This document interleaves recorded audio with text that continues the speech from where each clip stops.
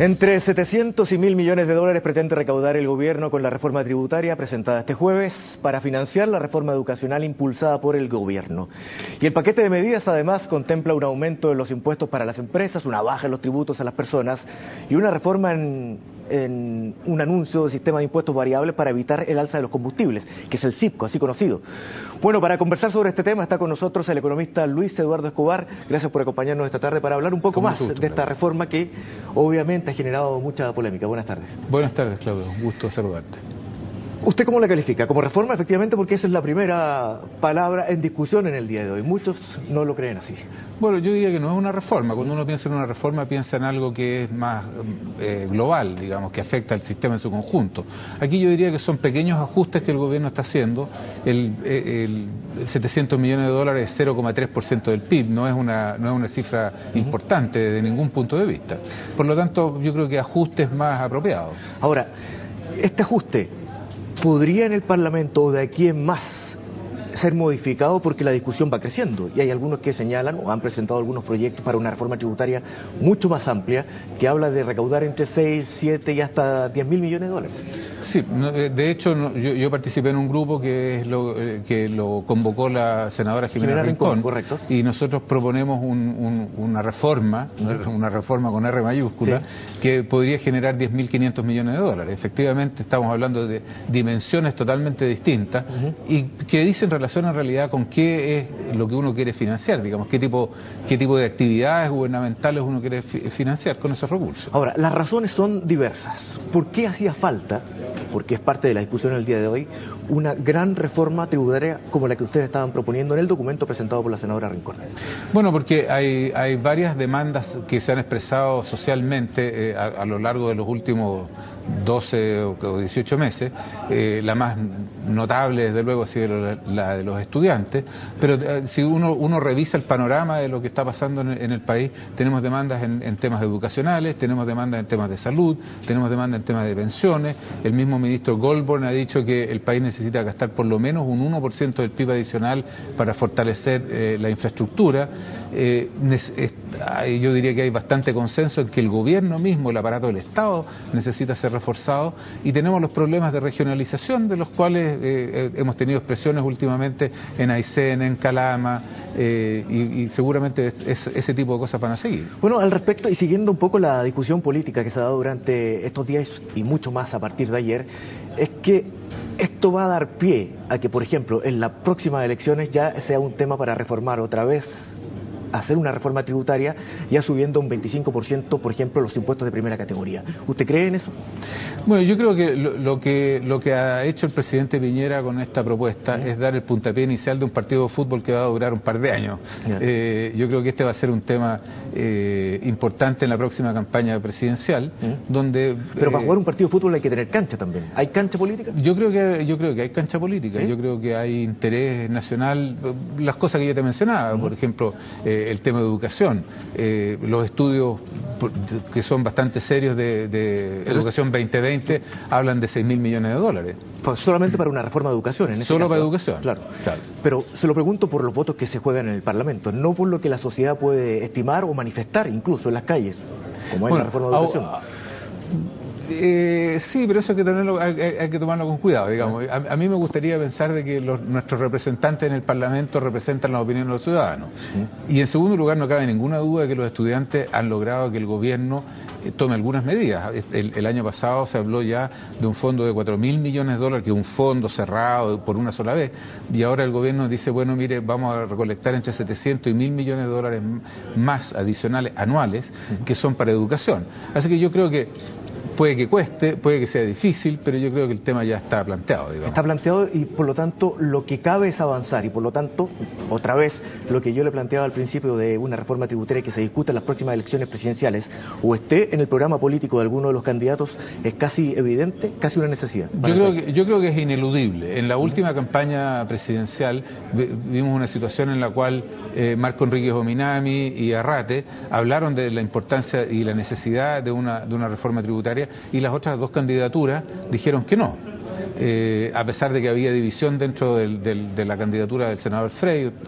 Te acordarás que Océanos Azules hizo un planteamiento sobre la importancia de una reforma tributaria. Entonces, yo creo que hoy día ya nadie discute realmente la necesidad de hacerlo, salvo la UDI que prefiere tener un gobierno lo más pequeño posible y que ven con mucho temor una discusión sobre reforma tributaria, porque eso significa expandir el tamaño del Estado. Ahora, pero claro, y yéndonos a los argumentos, por ejemplo, ayer se presentaba el por qué no se hacía o no se aplicaba más impuestos de primera categoría, no sé qué son los impuestos a las empresas, a un 25, un 26, un poco más incluso en algunos casos.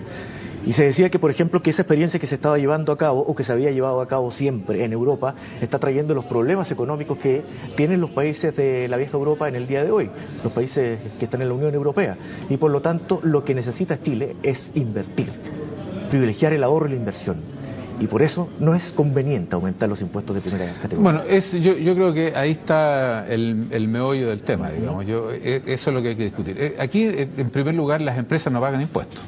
Lo que pagan las empresas, el 17% actual que el presidente Piñera propone elevarlo a 20%, es en realidad un adelanto contra el global complementario de los accionistas. Entonces, lo que además se devuelve posteriormente. Bueno, porque como ya lo pagó la empresa, entonces no lo tiene que pagar de nuevo el accionista o el dueño de la empresa. A ver, usted dice en consecuencia, las empresas no pagan impuestos. A ver, dejemos planteado que las empresas no pagan impuestos y lo explicamos a la vuelta de comercial. Vamos a una pausa y volvemos inmediatamente.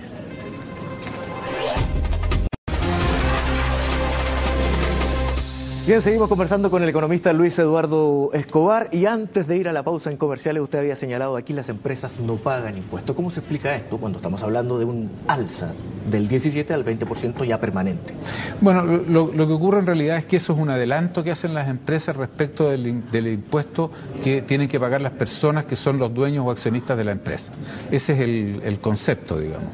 Aquí, cuando se adoptó este sistema, se decidió de que las empresas no eran sujetos tributarios, que no eran ciudadanos para los efectos de los tributos. Entonces, que los únicos que tienen que pagar impuestos, o que corresponde que paguen impuestos, son las personas. Sobre eso hay mucho debate internacional, pero en la práctica todos los países del mundo, por lo menos hasta donde yo conozco, hacen que las empresas sean sujetos de impuestos por una parte y que las personas también paguen impuestos, y que esas dos cosas son independientes. Aquí está integrado. Lo primero que usted explica es también lo que se da como razón, fomentar el ahorro y la inversión, para que la empresa pueda reinvertir, ¿no? Claro, lo que ocurre es que si la empresa no paga impuestos y tú puedes dejar las utilidades dentro de la empresa, y las utilidades que están dentro de la empresa no pagan impuestos porque las personas no lo han retirado, en consecuencia esa es la máquina que explica, el mecanismo que explica cómo es posible que Chile tenga los grados de concentración que tiene y que tenga 4 o 5 grupos económicos o familias que están entre los más millonarios del mundo. A ver, cuando comenzó el debate por la reforma tributaria, yo escuchaba al presidente Lagos, el expresidente Ricardo Lagos, y él señalaba que era fundamental incluso no hacer una reforma tributaria, pero sí captar estos recursos que vienen del llamado Fondo Único Tributario, es el FUT, ¿cierto? Y es a lo que usted se está refiriendo ahora, que es cuando se pagan tributos solo por utilidades retiradas. Yo tengo que leerlo porque es una materia muy técnica. Y antes eran las utilidades devengadas, y eso hace la diferencia. ¿Cuánto es la diferencia? ¿Cuánto más podría recaudar el país? Bueno, nosotros en la propuesta que estudiamos en el grupo técnico que convocó la senadora Rincón, calculamos que si uno sube la tasa a 25% y rompe y hace que las empresas tributen como tal, uno podría generar 3 puntos del PIB adicionales, que son del orden de algo más de 7.000 millones de dólares. O sea, más o menos lo que se estima que el país debería necesitar para las reformas que van a venir en diversas áreas. Bueno, esa es la estimación más baja, y que es lo que la Comisión de Oposición ha hablado. Nosotros creemos de que en realidad uno debería ir a una cifra mayor durante un periodo de 5 años, escalar hasta llegar a 10.500 millones de dólares adicionales a precios de hoy. Ahora, también leyendo al respecto, después de la presentación del presidente Piñera ayer, habían algunos que señalaban que esta reforma era una reformita de chauchera o un ajuste, como usted le dijo, pero que podía ser diferente en el caso de que hubiese novedades respecto a esto, al FUT, por ejemplo, y a los impuestos a la inversión privada. Bueno, efectivamente, como vimos, digamos, si uno elimina el FUT y tú pones una tasa de 25%, podríamos generar 7.000 millones de dólares. Estamos hablando de 10 veces lo que plantea el gobierno actualmente. ¿Pero es posible eso? ¿Usted cree que venga con novedades? Porque no se explicitó. No. Yo no creo, o sea, que el gobierno presente una cosa de ese estilo, no lo veo posible. ¿No? ¿Y que se pueda añadir posteriormente en el Parlamento? Bueno, es probable que los parlamentarios en el cumplimiento de sus funciones le propongan reformas y ahí va a haber que ver cómo el gobierno quiere manejar el tema, digamos. En el extremo, el gobierno podría ponerle suma urgencia y hacer que esto se apruebe o se desapruebe en 3 días y hasta luego, digamos, ¿no? Eso yo creo que no es conveniente porque este es un debate muy importante sobre el tipo de país que nosotros queremos construir. O sea, estos recursos, si son 700, 7.000 o 10.000 millones de dólares, son detrás lo que hay es un concepto de qué tipo de país queremos construir. A ver, respecto a eso mismo, y voy a volver un poco atrás en una de las preguntas que le hice anteriormente, que tiene que ver con el escenario mundial, porque algunos dicen que hay que aprovechar las oportunidades que tiene el país, así como lo está teniendo el continente en este momento, que es muy distinto a lo que se vive en Europa, y Estados Unidos recién está repuntando de a poco, ¿no? Y por lo tanto, este tipo de medidas, aumentar los impuestos, podría retrotraer ese crecimiento en el que está el país. Mayor abundamiento. El gobierno señala que se han recaudado 6.000 o 7.000 millones de dólares por inversión privada gracias a las condiciones que está el país o que impone el país a los inversionistas. Bueno, a ver, ¿Es lo mismo que se recaudaría? Sí. El año 2011, según las cifras que se han conocido, el país recaudó 8.000 millones de dólares adicionales. Esos 8.000 millones de dólares tienen 2 orígenes, digamos. Uno es que hay un aumento temporal del royalty y el otro es que hay un aumento temporal a los impuestos de las empresas. O el aumento, digamos, le decimos de las empresas, pero en realidad, como veíamos, no es de las empresas, es un adelanto.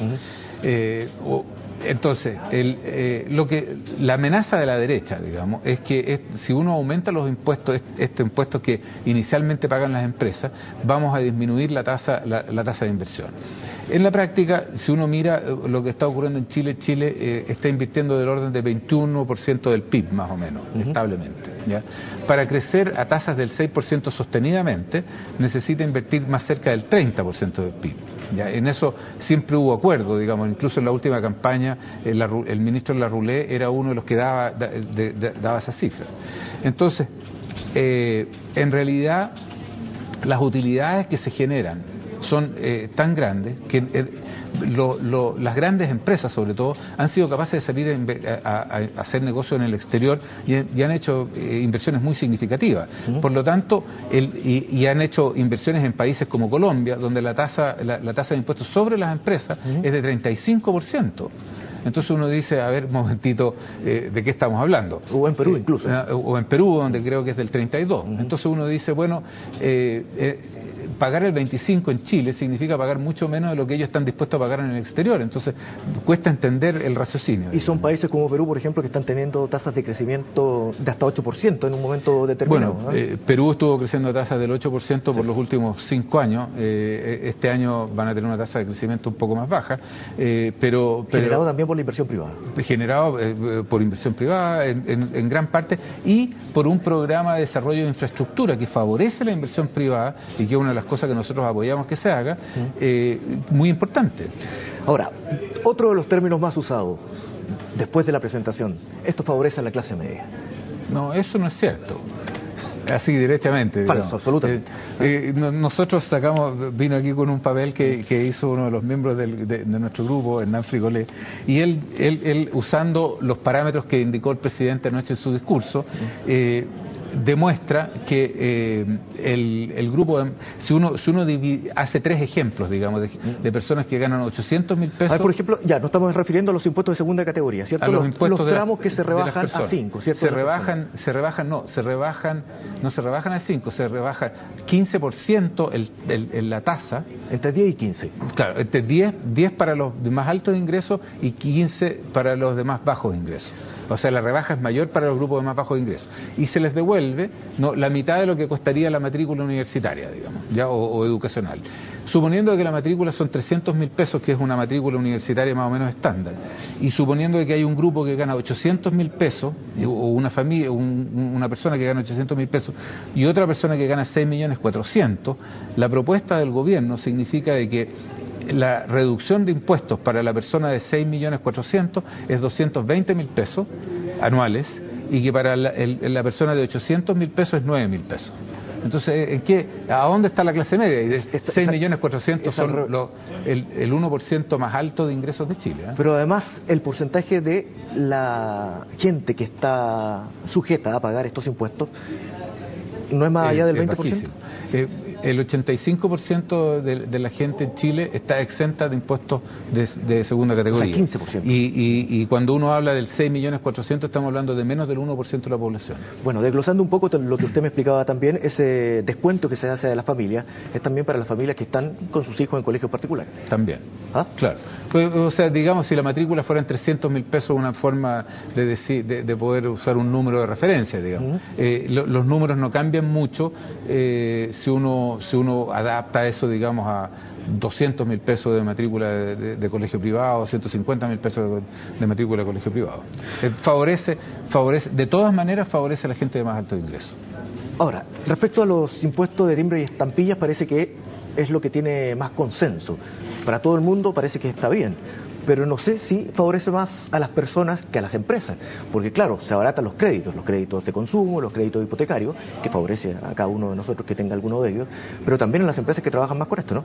Desde luego, o sea, la mayor parte del impuesto de timbres y estampillas lo pagan las empresas más grandes, que son las que tienen acceso a créditos, y especialmente a créditos en volúmenes mayores, digamos, ¿no? Estamos hablando de empresas que emiten bonos por millones de UF, ¿no? Entonces ellos desde luego pagan la mayor parte del impuesto de timbre y estampilla. Nosotros creemos que el impuesto de timbre y estampilla es un tema a discutir en el contexto de una reforma, como hablábamos al principio, una reforma más global, en la cual uno puede considerar reducir eso siempre y cuando se acepte que las empresas, por ejemplo, paguen impuestos. Don Eduardo Escobar, hemos conversado, bueno, parte de la temática que tiene esta reforma tributaria o ajuste tributario, como usted lo señaló. Por supuesto que queda todavía mucho más por analizar, pero le agradezco por estar con nosotros esta tarde. Muchas gracias, Claudio. Encantado. El gusto es nuestro. Vamos a una pausa. Regresamos de inmediato con más noticias.